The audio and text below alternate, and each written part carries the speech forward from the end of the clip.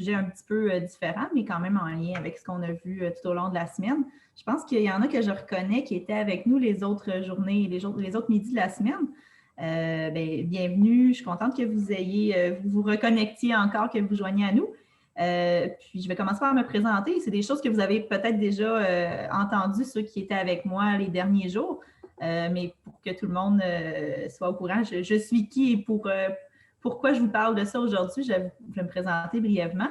Mon nom, c'est Marie-Joëlle Côté, je suis conseillère en promotion, prévention en santé mentale. Qu'est-ce que ça fait, ça, dans la vie? C'est de donner des bonnes habitudes de vie en santé mentale au plus de gens possible.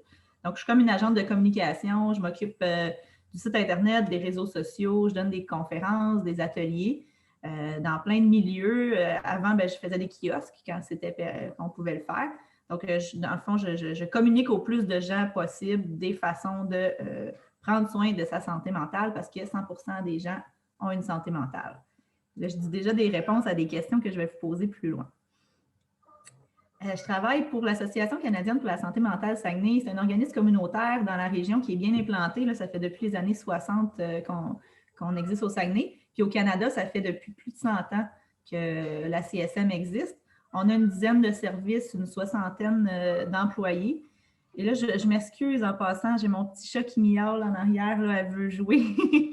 Donc, ça va vous faire un petit bruit de fond, là, mais je suis vraiment désolée. Je crois que ça ne sera pas si mal. D'habitude, elle dort derrière moi, mais on entend des bruits de miaulement, c'est normal. C'est un chat qui veut jouer. J'en reviens avec l'Association canadienne pour la santé mentale Saguenay. Je veux vous en parler parce qu'il y a plein de services, puis peut-être que ça peut vous concerner ou concerner un de vos proches. On a des services qui sont sous référencement sur la droite. Ça veut dire que la personne, elle doit être référée par un intervenant du milieu de la santé ou du milieu judiciaire. Et à gauche, les services qui sont sans référencement. Ça veut dire que vous pouvez y accéder de vous-même. Et pour voir tous les détails de tous ces services-là, vous pouvez aller voir notre site internet acsmsaguenay.ca. Moi, dans le fond, je parle de promotion-prévention parce que je suis au service promotion-prévention, c'est-à-dire des facteurs de protection là, pour prévenir l'apparition des problèmes de santé mentale. Donc, c'est avant d'être dans le curatif, moi, je suis comme en prévention. On va parler de ce qu'on peut faire pour améliorer puis maintenir sa santé mentale.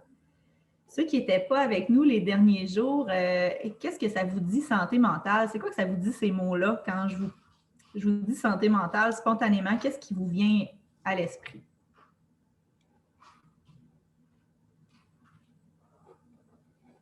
Vous pouvez me répondre dans le chat ou en débloquant votre micro aussi, parce qu'on n'est pas tant que ça. Là, on est une dizaine de participants, donc à 10, ça va bien quand on peut débloquer le micro puis parler, il n'y a pas de problème. Qu'est-ce que la santé mentale selon vous?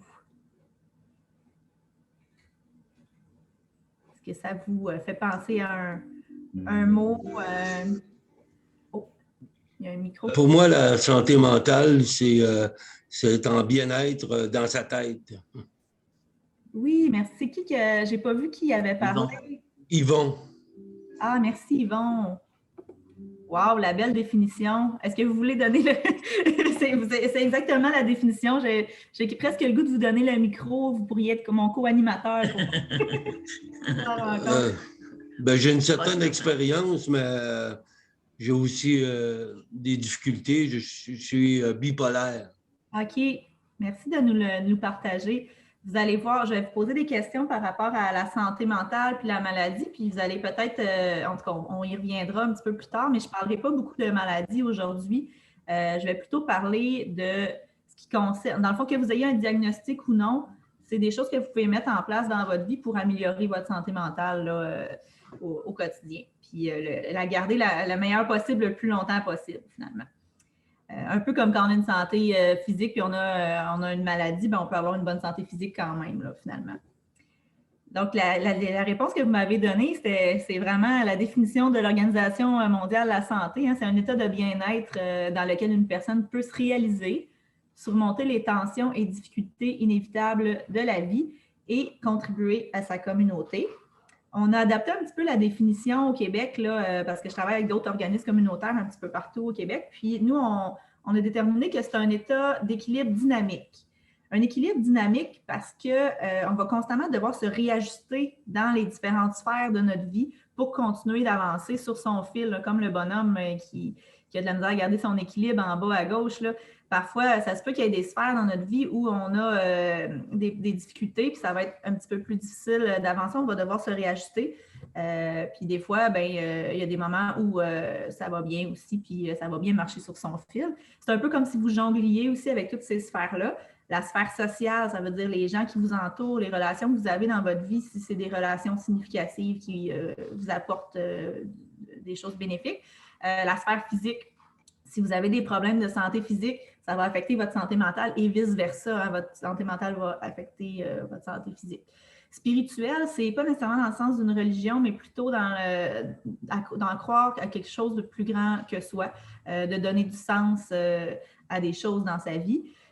Économique, c'est l'aspect financier. Quand on a des problèmes financiers, c'est un facteur de risque sur notre santé mentale. Émotionnel, c'est tout notre monde émotionnel. Et mental, c'est par rapport à la résilience, à notre côté cognitif, là, finalement. Donc, avec tout ce que je vous ai dit là, puis j'ai déjà dit un petit peu la réponse tantôt, pensez-vous que santé mentale, ça veut dire la même chose que maladie?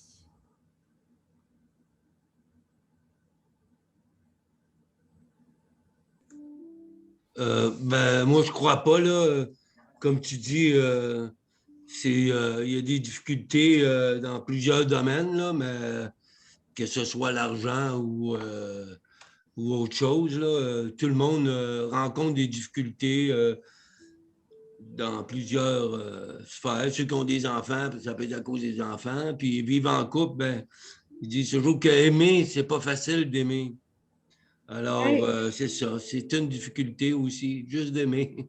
ouais, je vais vous montrer un petit. Dans le fond, premièrement, 5 sur 5, pas 5 100% des gens ont une santé mentale, alors que la maladie, c'est à peu près une personne sur 5. Des fois, on entend plus une personne sur 4 là, qui vont vivre au courant de leur vie un problème de santé mentale.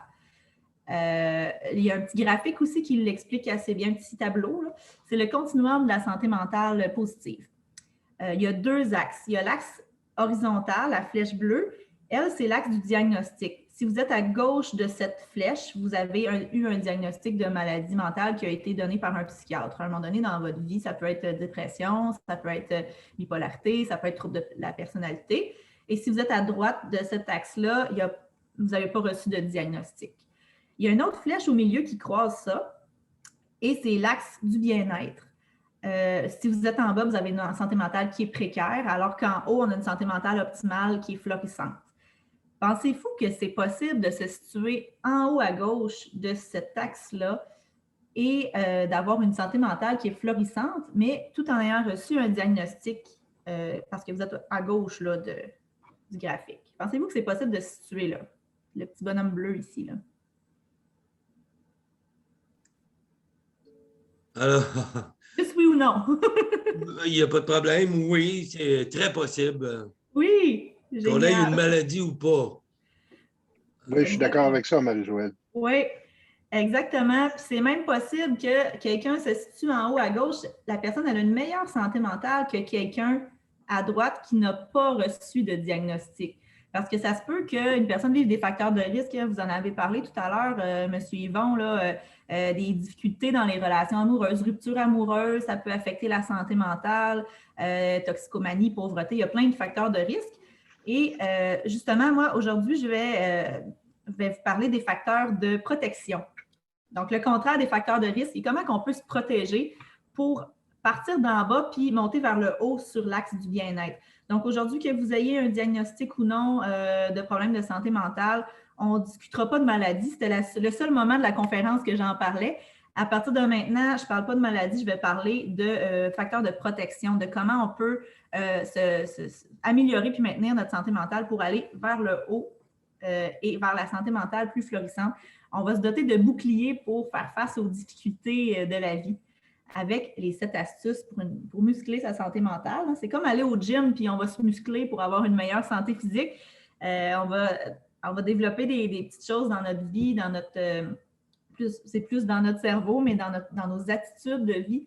On parle de saines attitudes de vie plutôt que de saines habitudes. Et il y a 7 astuces qu'on a décortiquées au courant de la semaine. Aujourd'hui, on va parler de découvrir ici en bas. Avec l'orange, je ne sais pas si vous avez remarqué là, pourquoi j'ai mis l'orange avec la montgolfière. Ça veut dire que découvrir, c'est en enlevant la première couche, des fois, il y a quelque chose, il y a tout un inventaire de possibilités en dessous. Donc, on découvre une nouvelle réalité qui peut être très intéressante en enlevant la première couche. Les 7 astuces pour se recharger, c'est des facteurs de protection en psychologie, mais qui ont été vraiment vulgarisés pour que tout le monde puisse les comprendre.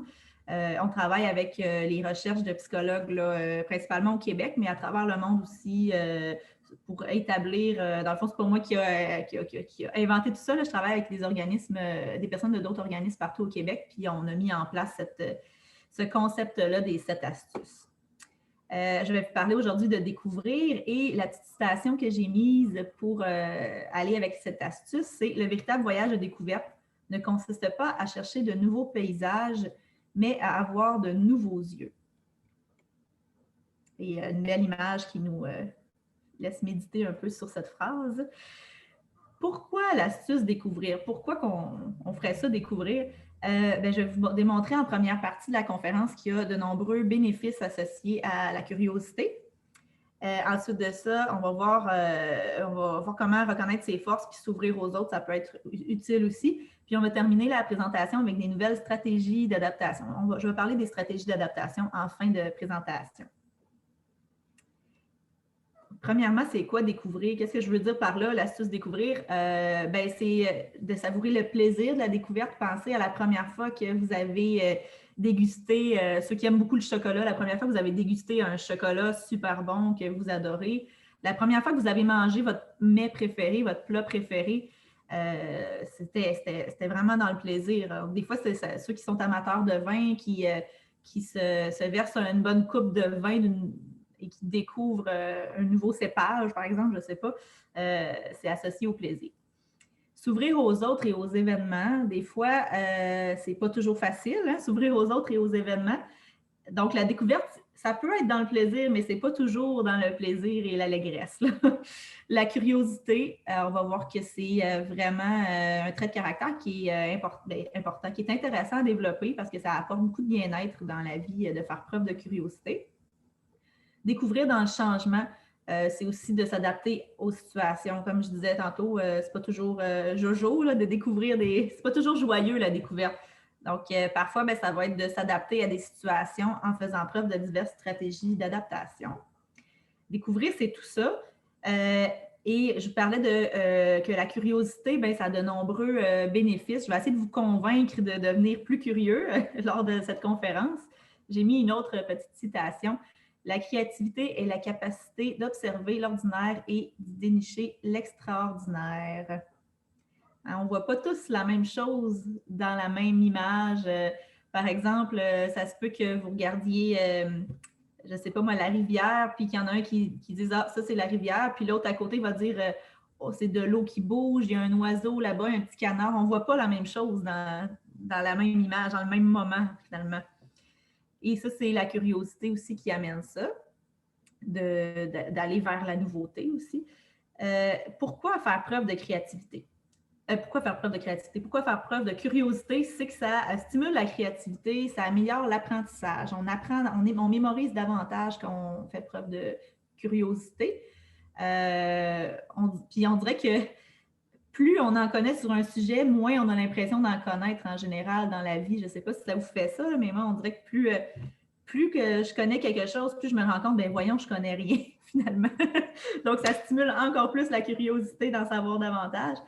Ça renforce le sens de l'observation. Plus on est curieux, plus on a appris des choses, puis plus on a un sens de l'observation qui est aiguisé. Ça augmente la débrouillardise, la capacité de résoudre des problèmes.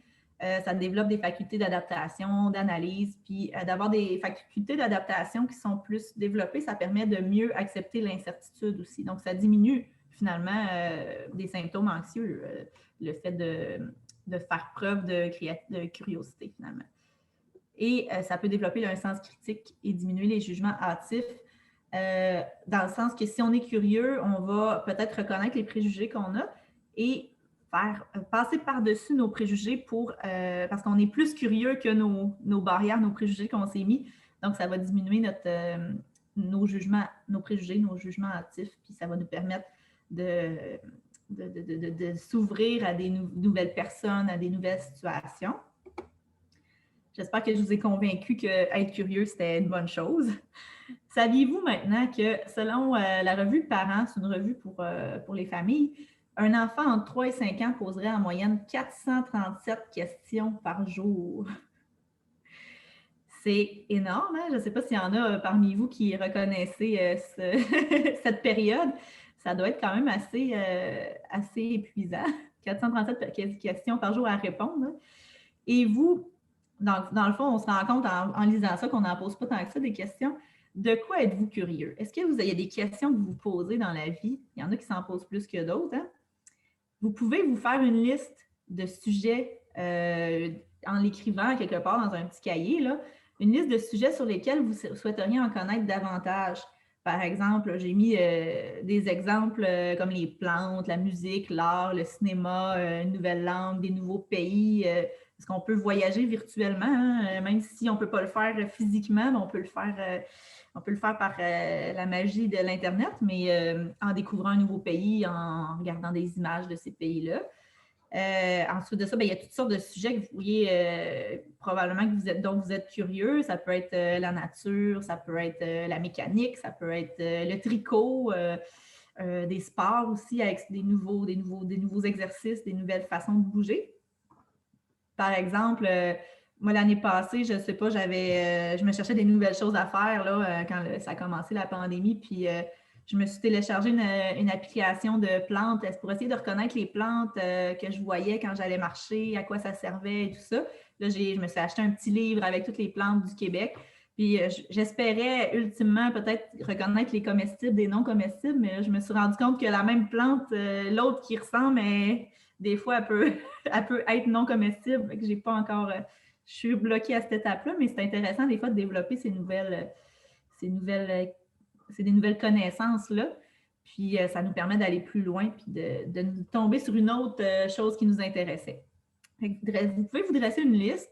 S'il y en a qui veulent m'écrire dans le chat des choses que ça les intéresserait de découvrir pour nous le partager, libre à vous, là, ça peut être intéressant, ça donne des idées des fois de nouvelles choses à faire, de nouvelles choses à découvrir. Ça peut être des nouveaux plats à cuisiner aussi, des capacités manuelles. Hein. Il y en a qui vont se mettre... il y en a qui sont mis à faire du pain, il y en a qui sont mis à tricoter. La broderie, ça revient super à la mode. D'ailleurs, il y en a plein que je connais qui commencent à broder.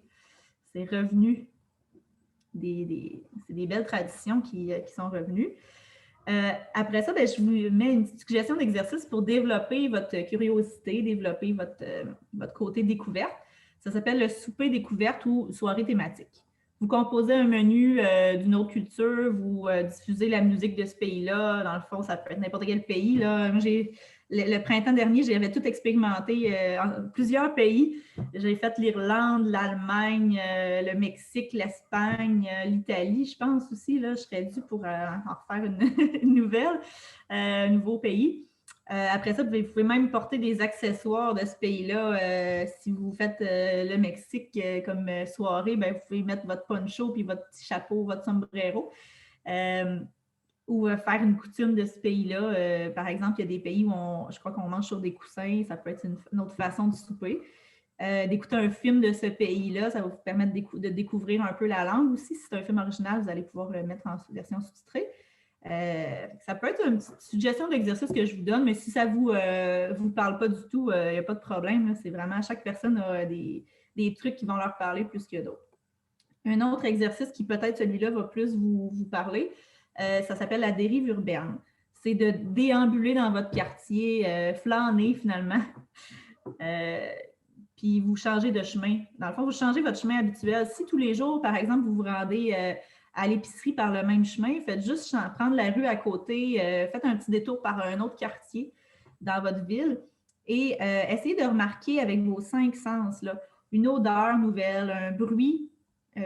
Portez attention au bruit, remarquez un nouveau bruit qu'il y a dans ce trajet-là, un paysage, hein, une nouvelle vue que vous avez, une texture particulière. Ça, je l'ai rajouté parce que j'essayais de trouver les 5 sens. Là. 1, 2, 3, 4. Il manque le goût. Mais le goût, si jamais, mettons, vous avez découvert par l'odeur qu'il y avait une bonne odeur de pain, bien, peut-être que vous allez découvrir une petite boulangerie, puis vous allez vous arrêter là, puis manger une brioche, puis ça va compléter les 5 sens.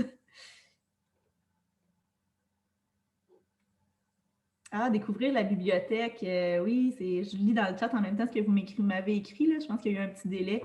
La bibliothèque, c'est vraiment un lieu de découverte fantastique. C'est un super bon exemple. Hein. Je vais l'inclure dans ma conférence la prochaine fois.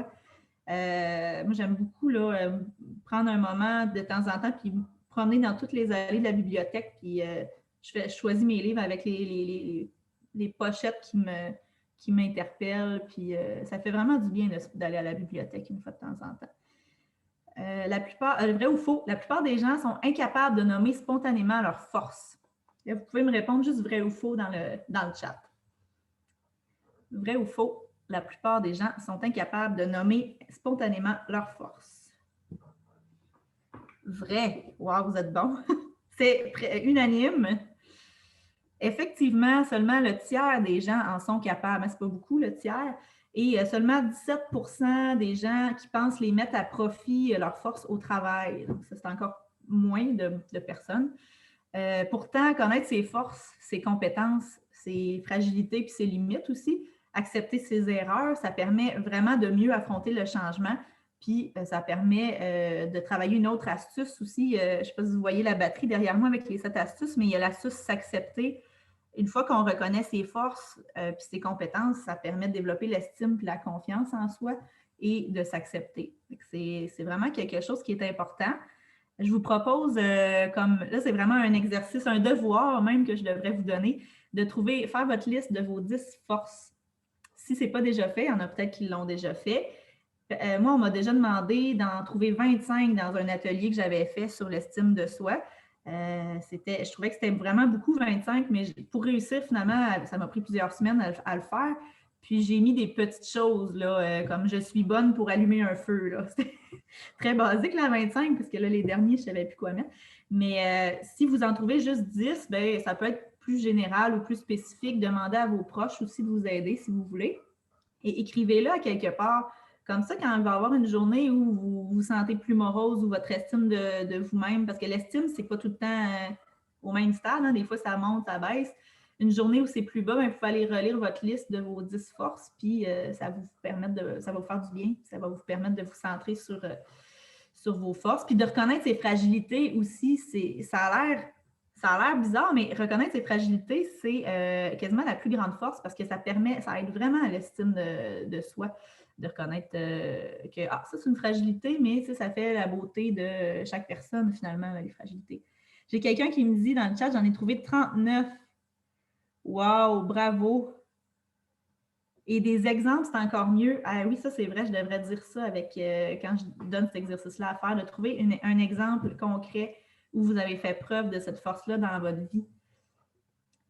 Pour vous aider à le faire, il y a un site internet qui s'appelle viacharacter.org. Je vais mettre le lien à la fin de la présentation. Là, je vais tout vous transférer les liens de la conférence, puis je vais vous envoyer aussi la présentation PowerPoint. Ce site-là, ça va vous permettre de trouver, vous allez voir les 24 principales forces de caractère, puis c'est un quiz, puis ça va vous sortir vos principales forces sur les 24. C'est des chercheurs en psychologie positive, Seligman et Peterson, qui ont élaboré ce quiz-là, puis cette liste-là. C'est des qualités, des forces qui reviennent dans différentes cultures, dans différentes cultures, à travers les âges, là, à travers les époques qui reviennent. J'ai quelqu'un dans la salle d'attente. Donc, dans les 24, je vais vous donner quelques exemples. Ça peut vous aider à faire votre liste. Par exemple, l'ouverture d'esprit, c'est une force, ça, de réfléchir sur analyser les choses, examiner différents points de vue. L'amour de l'apprentissage, c'est un peu comme la créativité, là, ça ressemble.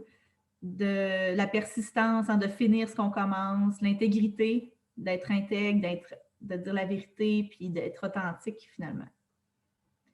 Il y en a d'autres, là, je ne les lirai pas toutes, mais ça vous donne une idée. Le leadership ou la gentillesse, par exemple, ça peut être des forces. Ça se peut que vous ayez les 24, là, mais habituellement, on a plus, certaines sont plus fortes que d'autres en nous. La gratitude, l'humour, hein, il y en a qui ont tout le temps le mot pour faire rire tout le monde, ça met les gens à l'aise, puis ça permet de développer des relations plus cordiales, puis plus fortes aussi, l'humour. Et petit exercice que vous pouvez faire en plus de ça, vous pouvez aller faire le test sur Internet, vous pouvez faire votre liste. Une fois que c'est fait, un autre exercice qui peut être intéressant, qui est un peu différent, c'est le défi relevé. Ça se fait à deux. C'est pour ça que c'est écrit présenté à votre coéquipier, mais ça se fait aussi seul. Donc, si on le fait à deux, ça peut être intéressant de le faire en milieu de travail, là, quand on pourra continuer de recommencer à travailler, à se côtoyer au travail, dans une réunion d'équipe, par exemple. On raconte à notre coéquipier un défi qu'on a relevé, quelque chose qu'on est fier d'avoir accompli dans notre vie. L'autre personne nous pose des questions par rapport à ça, puis elle note 3 forces qu'elle remarque qu'on a fait preuve pour relever ce défi-là. Puis une fois, on échange les rôles ensuite. Ça prend à peu près 2 minutes chaque personne, 3-4 minutes au plus long. Et une fois que les 2 personnes ont raconté leur histoire, l'autre personne a noté les forces, ben on dit à l'autre les forces qu'on a remarquées chez elle dans son histoire. Donc, je trouve que tu as fait preuve de persévérance, de bravoure, de gentillesse, par exemple, dans ce défi-là. Ça peut être intéressant c'est un exercice que je trouve qui fait un peu du team building, là, pour connaître ses collègues quand on ne les connaît pas tant. Puis ça permet de voir le positif, puis de voir les forces aussi. Parce que quand on se fait dire nos forces, c'est différent de que quand on les trouve. Ça fait du bien de se faire dire nos forces. La liste des 10 réussites, c'est pas comme les 10... tantôt, je vous ai demandé de trouver 10 qualités, 10 forces, mais les 10 réussites, c'est un petit peu différent.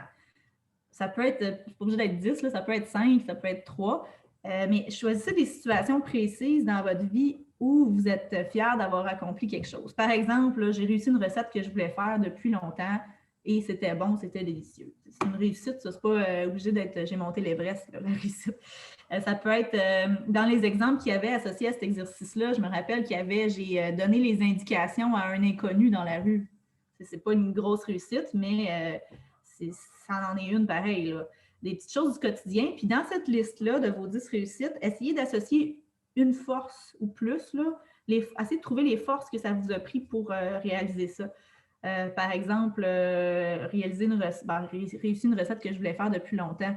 J'imagine que ça a pris de la concentration pour faire la recette, ça a pris de la compréhension pour bien lire les ingrédients.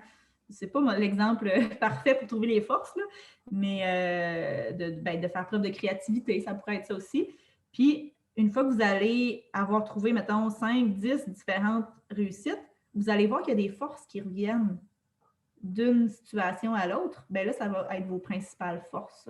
Et vous allez pouvoir vous dire, moi, je suis une personne, les petits mots qu'il y a de force, là, je suis une personne généreuse, je suis une personne courageuse.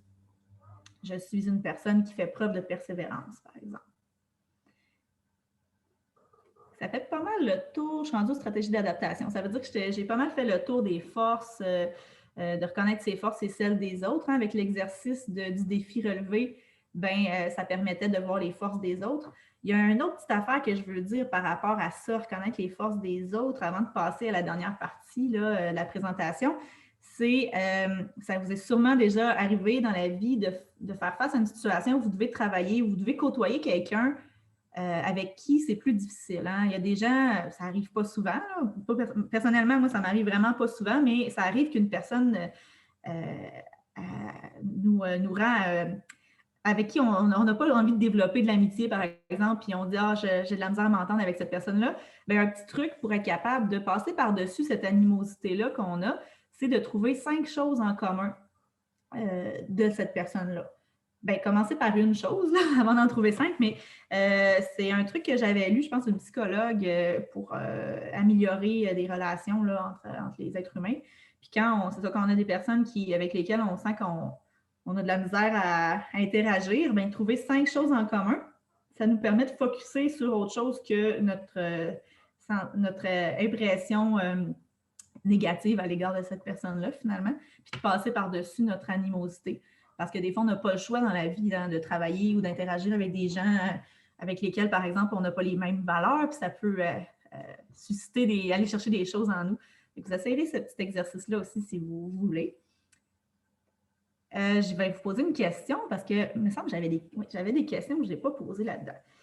Par rapport aux découvertes, nommez-moi une chose que vous avez découvert dans la dernière année. C'est pas obligé d'être une grosse chose, ça peut être une petite chose. Faites-moi part d'une découverte que vous avez faite dans la dernière année. Alors, moi, Yvon, comme c'est moi qui mentionnais la bibliothèque, là, Oui. je voudrais aussi dire, à la bibliothèque, j'ai découvert de très beaux auteurs. Entre autres, j'avais les 12 hommes rapaillés, Histoire de cœur. Il y a beaucoup de CD musicales, de chanteurs très connus. Puis moi, j'aime beaucoup la poésie. Alors, j'ai trouvé de bien belles choses qui n'est pas... j'aime pas toujours lire. Alors, je trouve que c'est un très bon divertissement pour moi. Puis j'attache beaucoup de sens aux paroles. Oui. Ah, c'est intéressant. Moi aussi, il y a des auteurs que j'ai découverts cette année. Les podcasts, c'est bien, merci. Effectivement, je vois apparaître dans le chat là, plein de découvertes qui ont été faites. Moi aussi, j'ai découvert les podcasts cette année. Au début, je n'étais pas ouverte à ça, mais à un moment donné, j'ai fait preuve de plus d'ouverture, puis j'ai découvert, moi j'adore l'histoire, puis j'ai découvert un podcast sur l'histoire qui est super drôle, c'est super le fun. Après ça, la patience, ça c'est intéressant. Quelqu'un qui a découvert la patience, le yoga, la randonnée en montagne, on s'est rendu de plus en plus d'adeptes. Hein. Moi, j'ai découvert, ça fait longtemps, là, dans mes dernières découvertes que j'ai faites dans les dernières années, il y a la danse swing, ça fait 3 ans, mais là, ça fait longtemps que je n'ai pas dansé, fait que j'ai l'impression que je n'ai pas dansé tant que ça. Mais c'est une nouvelle sorte de danse, puis je n'avais jamais dansé vraiment dans ma vie, fait que c'était quelque chose. Ensuite de ça, il y en a qui ont découvert des nouveaux sports. Moi, j'ai appris le snow cet hiver. Ça a été toute une découverte. J'ai découvert que ça prenait de la persévérance puis pour réussir dans la vie en apprenant le snow. Des documentaires de la BBC, sur net. Je ne sais pas, peu importe la plateforme que vous utilisez, mais il y a des documentaires super intéressants qui nous font découvrir des choses justement dans le confort de notre salon. Je vous dis vite, une découverte que j'ai faite cette semaine, c'est le guide Headspace du sommeil sur Netflix. Il y a le guide Headspace de la méditation aussi. Là, je viens de commencer le sommeil qui est sorti cette semaine, puis ça donne vraiment des bons trucs. Ça nous explique des mythes et des réalités sur le sommeil. Fait que c'est un documentaire qui est extrêmement intéressant, puis qui se termine avec une petite séance de méditation pour favoriser le sommeil. Donc, c'est vraiment bien fait. Une liste de... je pense que j'ai conclu pendant cette partie-là. Je vais aller avec ma dernière partie de la présentation qui parle des stratégies d'adaptation. Parce que la découverte, oui, c'est dans le plaisir, mais pas toujours. Hein. Des fois, on découvre des choses qui nous plaisent moins. C'est quoi les stratégies d'adaptation? En gros, ce sont les pensées puis les comportements que quelqu'un a quand il est aux prises avec une situation menaçante, un stresseur. Et on veut éviter les conséquences négatives sur son bien-être de ce stresseur-là. Plus on développe un grand éventail de stratégies d'adaptation, moins on va avoir des expériences négatives lorsque surviennent les stresseurs, les difficultés qui vont arriver. Je vous ai mis 2 liens. Je vais vous faire écouter le deuxième vidéo parce qu'il est moins long un petit peu. Puis à la fin de la conférence, je vais vous mettre les liens si vous voulez aller visionner les vidéos. Ça parle, ces vidéos-là, de s'ouvrir. Le premier lien, c'est qui a volé mon fromage? Peut-être qu'il y en a qui ont déjà entendu ça. C'est 2 souris dans un labyrinthe, puis là, il n'y a plus de fromage. Puis là, il y en a une qui réagit vraiment mal à ce changement-là parce qu'il faut qu'elle trouve où est le fromage. Puis c'est comme une allégorie, là, dans le fond. On ne parle pas vraiment de fromage puis de souris, là, mais on parle de s'ouvrir à la différence, s'ouvrir aux difficultés, faire preuve de stratégie d'adaptation. Puis l'attitude qu'on a par rapport à ça qui change, ça nous permet de nous ouvrir à davantage d'éventail de possibilités quand on est ouvert à la nouveauté, finalement. Et la deuxième vidéo, je n'en parlerai pas plus, je vais vous le montrer, parce qu'on a le temps, on a quelques minutes, là. ça devrait fonctionner normalement. Est-ce que vous voyez un écran qui vient de s'ouvrir? Juste me faire un petit pouce ou un petit oui? Non? Non. Ouais. Non. Vous ne voyez Non. pas le... OK, je vais arrêter mon partage d'écran, puis je vais le recommencer. Ça va être... Et voilà, ça va fonctionner, je pense. Est-ce que vous le voyez maintenant? Oui. Oui. OK. Pour une vidéo, là, oui. Ça va peut-être laguer un petit peu. Mon Internet est peut-être pas...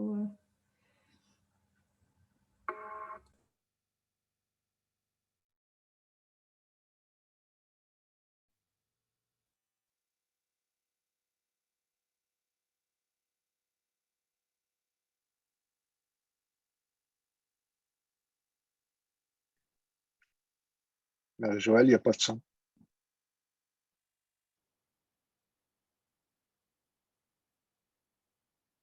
Vous n'entendez pas le son, hein?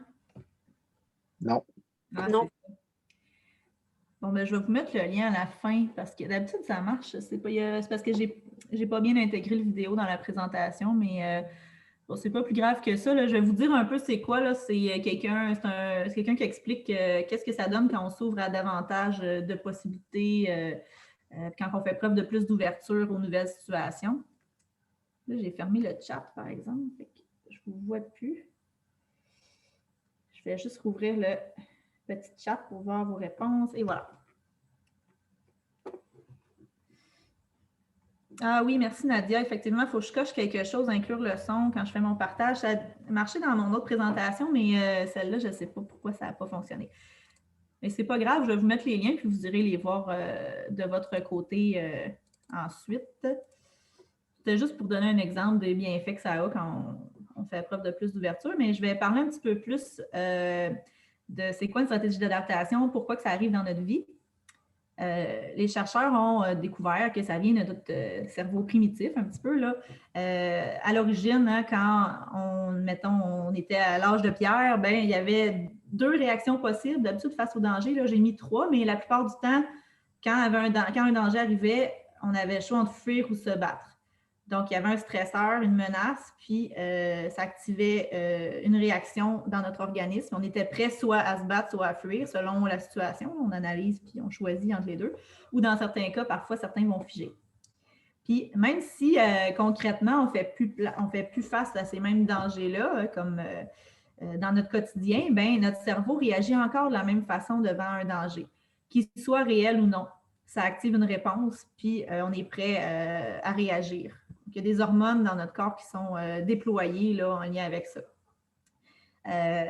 J'ai vraiment mis la théorie très, très rapidement, mais si vous voulez en savoir plus là-dessus, je vous invite vraiment à aller voir le site internet stresshumain.ca. C'est les travaux de Sonia Lupien. Ceux qui ne la connaissent pas déjà, c'est une chercheure à Montréal qui est connue à travers le monde aussi, mais elle est vraiment excellente. Ça fait plus de 20 ans qu'elle mène des travaux sur le stress humain.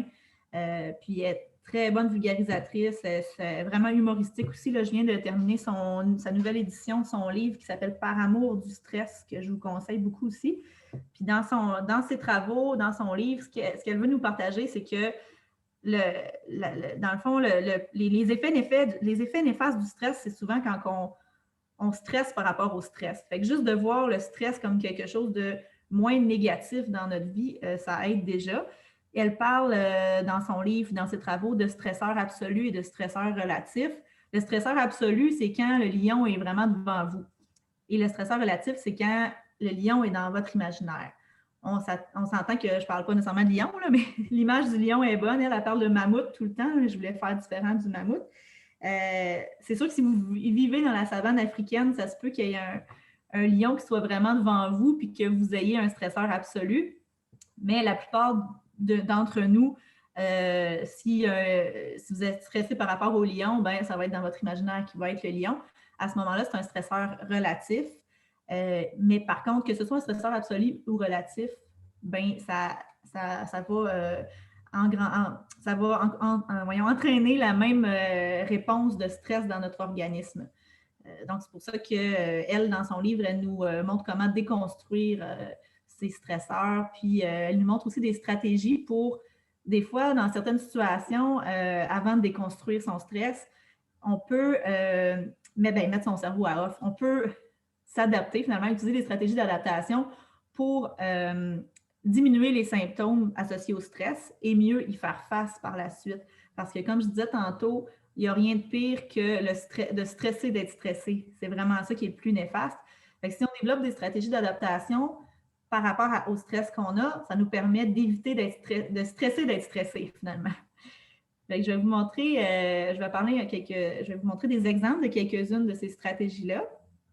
Les stratégies d'adaptation, en gros, une autre explication aussi par rapport à ça, c'est ça sert à maîtriser les conséquences potentielles sur notre bien-être des stresseurs. Ça permet de diminuer le stress temporairement. C'est sûr que si on ne va pas travailler sur le stresseur, bien, il est encore là. Fait qu'il va falloir à un moment donné utiliser justement la méthode de Sonia Lupien, par exemple, pour déconstruire son stress. Mais je n'en parlerai pas plus que ça parce que je pourrais faire une conférence complète là-dessus. Puis c'est vraiment, il y a vraiment des chercheurs qui se sont spécialisés là-dedans, fait que ça vaut la peine si ça vous intéresse d'aller lire un petit peu plus là-dessus. Ça permet des stratégies d'adaptation aussi de diminuer les émotions négatives dans des situations nouvelles. Il y en a qui accueillent plus facilement le changement que d'autres personnes. Il y en a qui font preuve de plus de résilience aussi dans la vie. Souvent, c'est lié au fait qu'on a développé plus de stratégies d'adaptation dans notre petit coffre à outils, là. Et ça va nous permettre d'adopter différents comportements. On peut essayer des choses aussi. On peut essayer différentes stratégies d'adaptation dans différentes situations puis se réajuster. Des fois, vous allez voir que telle stratégie, ça a marché à un moment, oups, ça ne marche plus dans l'autre situation, ou ça marchait à court terme, puis à long terme, ça va être plutôt néfaste, là. Fait qu'il y en a toute une panoplie de stratégies d'adaptation. Il y en a des bonnes et des mauvaises. Oups, là, j'ai trop rajouté de choses. Là, mon texte, il s'est décalé un petit peu. Mais je vais vous le lire, comme ça, vous allez pouvoir, ceux qui ont de la misère à lire à l'écran. C'est écrit « L'apprentissage de stratégies d'adaptation aide à diminuer notre stress et augmente notre capacité de faire face aux situations. » Comme je disais tantôt, plus on va apprendre des nouvelles stratégies d'adaptation, meilleur on va être pour faire face à la nouveauté, à l'adversité aussi. Puis, il y a certaines stratégies qui sont bonnes, d'autres qui sont moins bonnes. J'ai mis les moins bonnes, j'ai rajouté les moins bonnes aussi, mais qui peuvent, des fois, à court terme, quand même, avoir une certaine utilité, finalement. Un certain effet, on va dire, pas utilité, je vais dire le mot effet. J'ai mis utiliser l'humour.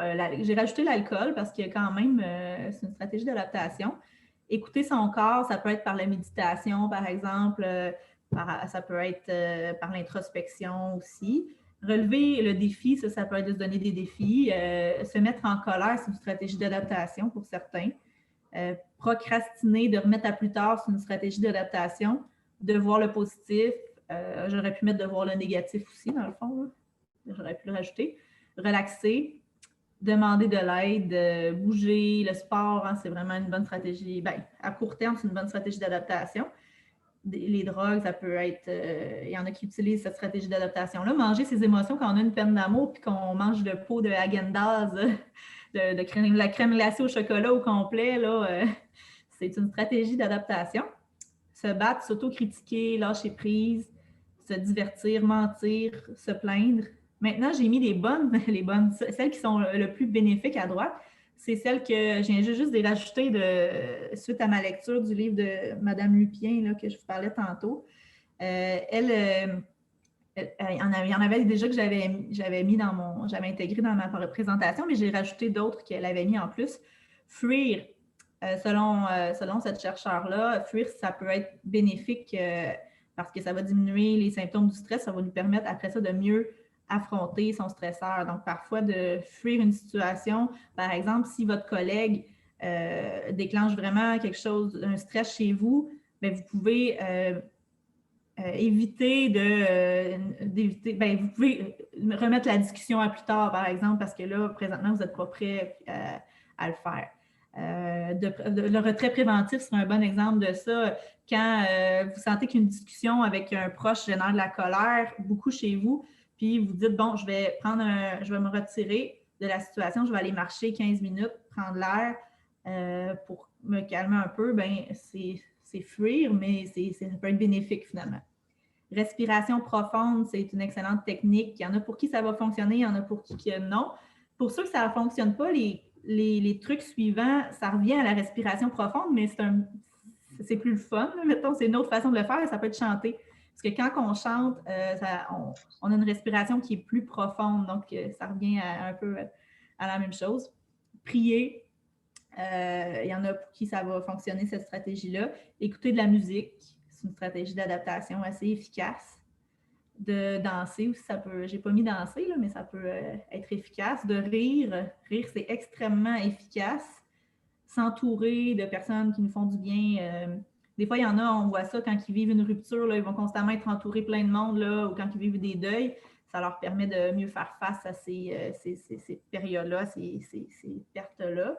La zoothérapie, je l'ai mis parce que pour beaucoup de monde, flatter son animal de compagnie, ça fait du bien. Et aider les autres, faire du bénévolat, c'est une stratégie d'adaptation aussi. Donc, je vous pose la question. Quelle stratégie d'adaptation, si vous êtes à l'aise de l'écrire dans le chat, là, sinon vous n'êtes pas obligé, mais quelle stratégie d'adaptation vous utilisez présentement? Puis, est-ce qu'il y en a là-dedans, dans tout ce que j'ai nommé, là, je les ai remis à l'écran, est-ce qu'il y a des stratégies que vous aimeriez développer plus, essayer dans cette liste-là? Je vais prendre une petite gorgée d'eau pendant ce temps-là.